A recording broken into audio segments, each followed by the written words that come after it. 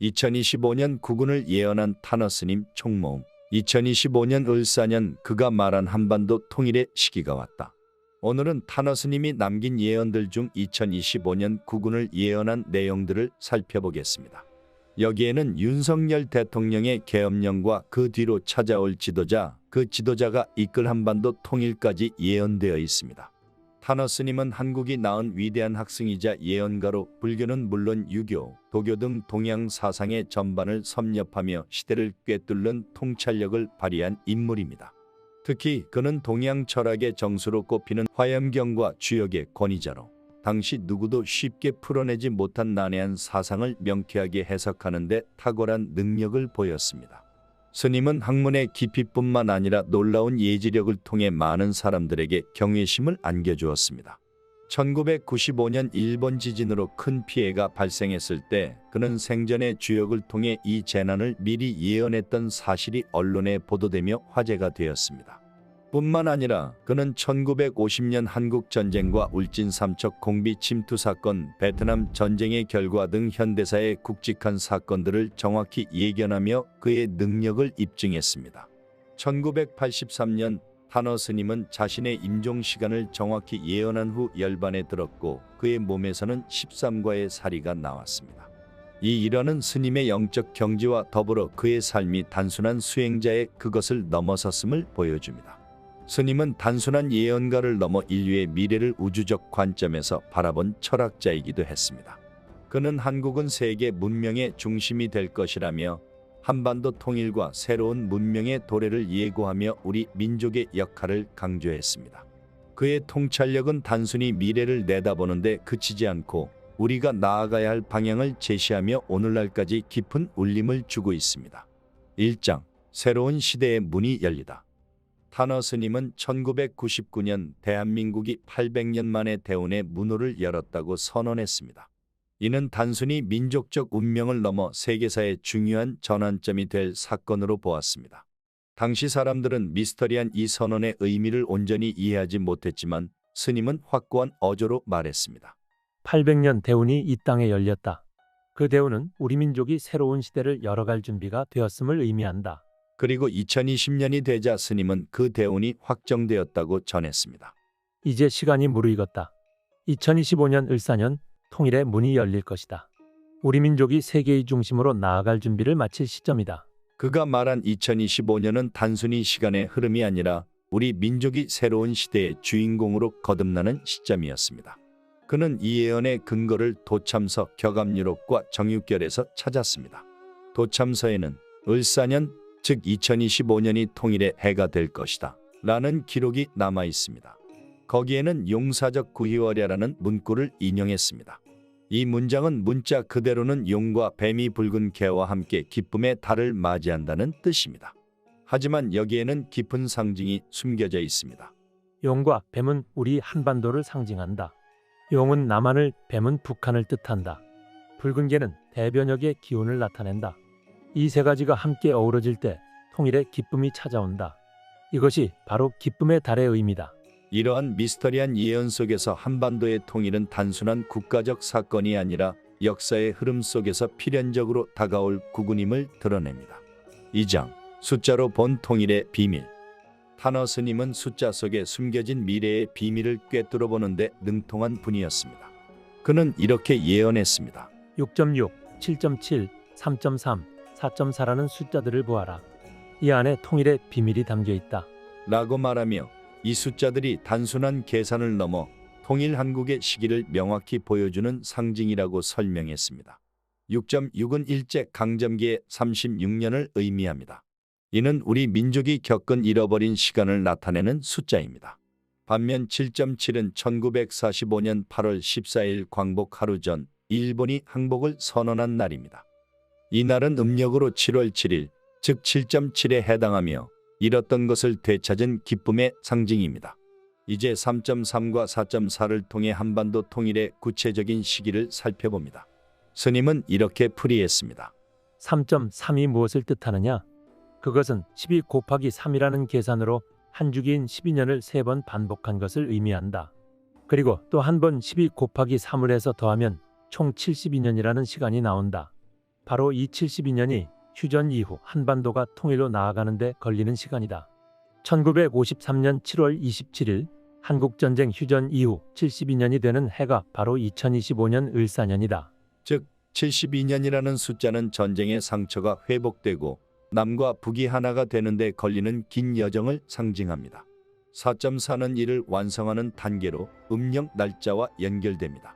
3 곱하기 3은 9, 4 곱하기 4는 16, 각각 음력 9월 16일을 나타낸다. 이 날짜는 남북 통일의 전환점이 되는 중요한 날로 역사적 변화의 상징이다. 타너 스님은 이 숫자들이 단순한 수학적 계산이 아니라고 강조했습니다. 이 숫자들은 역사의 흐름을 잇는 시간표다. 6.6과 7.7은 우리 민족이 잃어버린 것과 되찾은 것을 상징한다면 3.3과 4.4는 통일을 완성할 시간이다. 결국 1953년부터 72년이 지난 2025년 을사년은 한반도 통일의 새로운 장이 열릴 시점으로 예언된 것입니다. 3장 권능의 지도자와 캄캄한 밤. 타너 스님은 통일의 시기가 오기 직전 한반도가 큰 시련을 겪을 것이라고 경고했습니다. 그는 한반도에 100일간 캄캄한 그림자가 드리울 것이다. 그러나 짧게는 3일 밤낮으로 지나갈 수도 있다. 라고 말했습니다.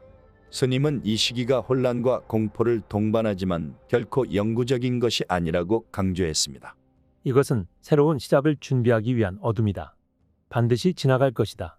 그리고 그 어둠의 끝에서 권능의 지도자가 나타날 것이다. 그는 통일을 이끄는 지도자를 기존의 틀을 깬 엉뚱한 인물이라고 묘사했습니다. 그는 새로운 시대를 열기 위해 준비된 인물이다. 그는 기존의 방식에 얽매이지 않을 것이며 그의 리더십은 한반도를 통일로 이끄는 열쇠가 될 것이다. 이 예언은 놀랍게도 윤석열 대통령의 계엄령과 그 뒤에 나타날 지도자에 관한 예언으로 보여서 다시 화제가 되고 있습니다. 이 혼란의 시간은 우리에게 단순한 고난이 아니라 새로운 시대를 준비하기 위한 필연적 과정임을 일깨웁니다. 어둠은 빛을 준비하기 위한 것이다. 그 어둠을 두려워하지 마라. 그 끝에 새로운 빛이 기다리고 있다. 4장 천지공사와 판머리의 비밀. 타너 스님은 한반도의 통일을 천지공사라는 거대한 흐름 속에서 설명했습니다. 그는 이렇게 말했습니다. 15수가 차면 판머리를 한다. 여기서 15수는 단순한 숫자가 아니라 한반도의 운명적 흐름을 상징합니다. 1945년 해방 이후 남한에서는 13명의 대통령이, 북한에서는 3명의 지도자가 나왔습니다. 합하면 정확히 16명입니다. 스님은 이 15명의 지도자가 배출된 이후 새로운 시대를 여는 판머리가 시작될 것이라고 했습니다. 이미 판머리는 시작된 것입니다. 판머리는 단순히 모든 것을 끝낸다는 뜻이 아니다. 그것은 새로운 시작을 알리는 신호다. 과거의 질서를 정리하고 새로운 길로 나아가는 것이다. 타너 스님은 2020년을 판머리의 시작으로 보았습니다. 이 시점부터 약 7에서 8년 후까지 지속될 것이라고 보았는데 그 과정에 남북 통일이 이루어질 것이라고 해석되고 있습니다. 판머리란 혼란과 재정비의 과정을 의미하며 이는 통일로 가는 필연적 단계라고 보았습니다. 5장 종교의 껍데기가 벗겨지다. 통일 한국의 시대가 열리면 종교 또한 커다란 변화를 맞이할 것이라고 타너 스님은 말했습니다. 그는 이렇게 예언했습니다. 현재의 종교는 껍데기를 벗고 새로운 형태로 변모할 것이다. 초종교 시대가 도래할 것이다. 현재의 종교는 서로 간의 갈등과 반목 속에서 많은 문제를 드러내고 있습니다. 내 종교가 옳다. 내 종교가 옳다며 서로 다투는 시대는 끝날 것이다. 종교의 본질이 아닌 껍데기를 두고 싸우던 세상은 지나가고 본질만이 남는 새로운 시대가 올 것이다. 그는 이를 초종교라 불렀습니다. 유교, 불교, 기독교가 하나로 통합되는 시대, 인간의 영혼이 하나로 연결되는 시대가 올 것이라고 했습니다. 이러한 통합은 한반도 통일과 깊은 연관을 가지며 한반도가 세계 평화와 영적 중심으로 자리 잡는 계기가 될 것이라고 강조했습니다. 6장 세계 대변화의 중심은 한반도. 타너 스님은 통일 이후 한반도가 세계사의 중심축으로 떠오를 것이라고 확신했습니다. 그는 말했습니다. 지구의 변화와 함께 새로운 문명이 시작될 것이다. 그 중심에 한반도가 있다. 현재 지구의 지축은 23.5도 기울어져 있습니다. 타너 스님은 이를 지구가 아직 미성숙한 단계에 있다는 상징으로 보았습니다. 그러나 북극의 빙하가 녹고 지축이 바로 서는 날 지구는 새로운 시대를 맞이할 것이라고 했습니다. 그는 지구가 성숙해지면서 인류 또한 새로운 문명으로 나아갈 것이라고 말했습니다. 한반도는 지구의 주축에 위치하며 이러한 변화 속에서도 가장 적은 피해를 입게 될 것이라고 했습니다. 반면 일본은 영토의 3분의 2가 바다로 침몰할 것이고 중국은 여러 나라로 나뉘게 될 것이라고 예언했습니다. 한반도는 단순히 통일을 넘어 새로운 세계 문명의 중심지가 될 것이다. 이것이 앞으로 다가올 대한민국의 국운이며 우리가 준비해야 할 미래다. 7장 자연재해와 인류 문명의 전환. 타너 스님은 지구의 변화를 자연재해와 연결지어 설명했습니다. 지구는 성숙해지기 위해 고통스러운 변화를 겪을 것이다. 이것은 단순한 파괴가 아니라 새로운 시작을 위한 준비이다. 스님은 일본의 미래에 대해 비극적이고도 미스터리한 예언을 남겼습니다. 일본은 지구에 불기운이 집중되는 지역이다. 북극의 빙하가 녹고 지구 내부의 에너지가 폭발하는 순간 일본의 3분의 2는 바다로 가라앉을 것이다. 이로 인해 일본은 독립적인 국가로 남을 수 없으며 한국의 영향권 아래에 통합될 것이라고 보았습니다. 그는 또한 지구의 물리적 변화가 전 세계적인 지각 변동을 일으킬 것이라고 경고했습니다. 현재 바다가 지구의 4분의 3을 차지하고 있지만 이 비율이 반대로 바뀔 것이다. 바다가 4분의 1이 되고 육지가 4분의 3으로 늘어나는 시대가 온다. 이 변화는 지구와 인류가 성숙의 단계에 접어들었음을 상징합니다. 8장 심판인가 성숙인가. 타너 스님은 이러한 변화를 서양의 종말론과는 다르게 해석했습니다. 서양 예언자들은 이것을 심판의 시기로 본다. 하지만 이는 멸망이 아니라 성숙이다. 인류와 지구가 결실의 시기로 접어드는 과정이다. 스님은 지구를 여자의 몸에 비유했습니다. 현재 지구는 이성을 모르는 처녀와 같다고 했습니다. 그러나 북극의 빙하가 녹고 지구의 지각이 변동을 겪는 것은 마치 처녀가 초경을 맞이하며 성숙한 여인으로 변하는 과정과 같다고 보았습니다. 이 과정에서 지구는 고통스러운 피를 흘릴 것이다. 하지만 그 피는 새로운 생명을 잉태하기 위한 필연적인 과정이다. 여인이 성숙해지듯 지구도 마침내 성숙한 단계로 접어들게 된다.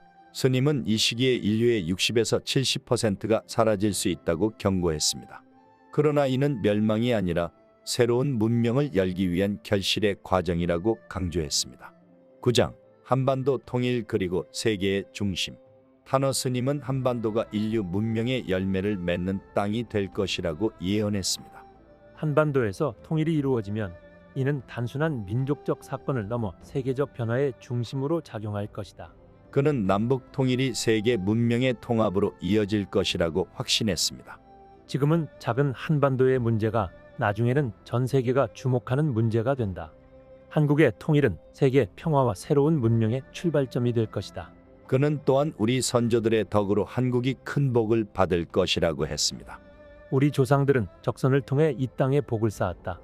그 덕분에 한국은 가장 중요한 시점에서 인류를 구원하는 열쇠를 쥐게 될 것이다. 10장 마침내 초종교 시대의 도래. 타너 스님은 통일 한국과 함께 종교의 본질이 드러나고 모든 종교가 하나로 통합되는 시대가 올 것이라고 예언했습니다. 현재의 종교는 껍데기뿐이다.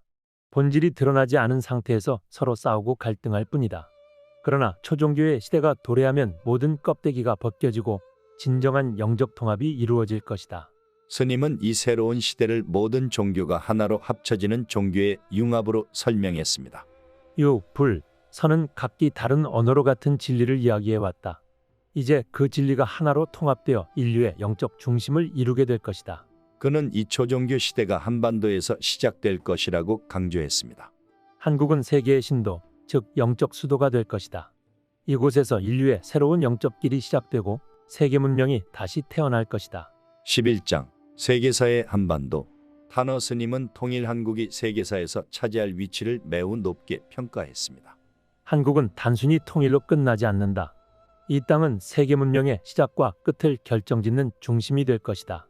그의 예언에 따르면 통일 이후 한반도는 세계 평화의 상징이자 인류를 이끄는 지도국으로 자리 잡을 것입니다.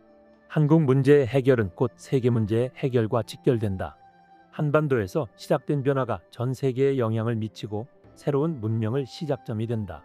특히 그는 통일 한국의 등장과 함께 세계의 중심축이 서양에서 동아시아로 이동할 것이라고 보았습니다. 지금까지 서구 중심의 문명이 인류를 이끌어왔다면 이제 동아시아가 새로운 중심으로 자리 잡을 것이다. 그리고 그 중심에는 통일 한국이 있을 것이다. 12장 일본과 중국의 미래. 타너 스님은 일본과 중국의 국운에 대해서도 예언을 남겼습니다. 일본은 손방, 즉 주역에서 이별로 풀이된다. 이는 침몰을 의미한다. 지구의 변화 속에서 일본은 거대한 자연재해를 겪으며 독립적인 국가로 남을 수 없게 될 것이다. 스님은 일본의 국운을 그들이 저지른 역사적 죄악의 결과로 보았습니다. 일본은 500년 동안 한국을 49번 침략했다.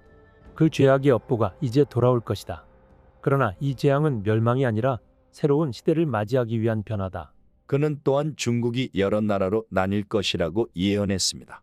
중국은 거대한 내부 갈등과 외부의 압력 속에서 분열될 것이다. 그러나 이 변화는 아시아 전체가 새로운 질서를 형성하는 계기가 될 것이다. 13장 미래 문명에서의 한국의 역할. 타너 스님은 미래 문명을 영혼의 문명이라고 표현했습니다. 이는 물질 중심의 문명을 넘어선 인간의 정신과 영혼이 중심이 되는 시대를 뜻합니다. 지금까지의 문명은 물질과 기술의 발전에 초점을 맞춰왔다. 그러나 앞으로는 인간의 본질적 가치가 중심이 되는 시대가 올 것이다. 그는 이 새로운 문명이 한국에서 시작될 것이라고 예언했습니다. 한국은 정신적 문명을 꽃피우는 땅이 될 것이다. 이는 단순히 종교적 통합이 아니라 인간과 자연 그리고 영혼의 통합을 이루는 문명이다. 14장 타너 스님의 마지막 메시지. 타너 스님은 마지막으로 이렇게 말했습니다. 우리 민족은 오랜 시련을 겪으며 준비해왔다. 이제 그 결실의 시기가 다가오고 있다. 통일한국은 세계 평화와 인류 문명의 중심이 될 것이다. 이는 우리 민족의 운명이자 전 세계가 기다려온 희망이다. 통일은 자연스러운 흐름으로 올 것이다. 그날을 위해 우리는 서로를 이해하고 사랑하며 함께 준비해야 한다.